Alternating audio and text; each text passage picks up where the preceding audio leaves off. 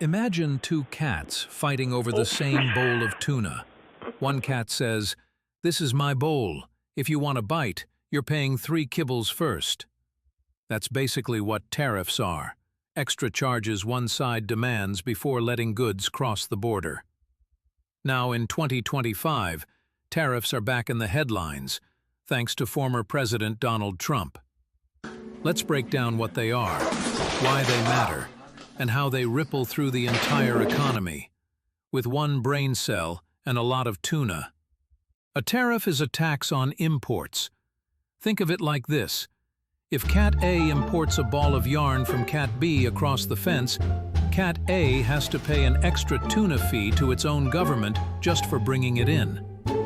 The official reason? To protect local industries. Trump's argument has always been, why buy yarn from another cat when we can make our own yarn at home? By charging a tariff, imported goods become more expensive, and the hope is that people buy local instead. Sounds simple, right? Except, like when cats fight over boxes, things get messy. Fast forward to today. Trump's second presidency has reignited tariff wars.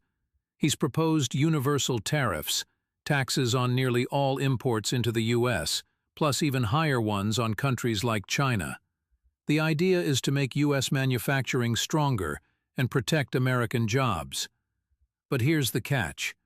When tariffs raise the price of imported goods, everyday shoppers, ordinary cats in the alley, are the ones paying more. Electronics? More expensive. Groceries? More expensive. Even tuna cans? Yep, more expensive. It's like charging 3 kibbles to sniff the tuna, except now all the alley cats are hungrier. Tariffs don't just make imports costly. They also spark retaliation. If the U.S. taxes China's goods, China often replies with taxes on U.S. goods. That hurts American exporters, farmers, manufacturers, businesses trying to sell overseas. In 2018-2019, during Trump's first tariff battle, U.S. farmers struggled as China slapped tariffs on soybeans. Prices fell, exports dropped, and the government had to step in with billions in aid. Now in 2025, history risks repeating. Markets hate uncertainty. Investors, like nervous cats, scatter at the first sign of trouble. That's why we've already seen stock markets swing wildly after Trump's tariff announcements. So, what do Trump's tariffs mean for the future? For some industries, they might protect jobs. For consumers, they almost always raise prices.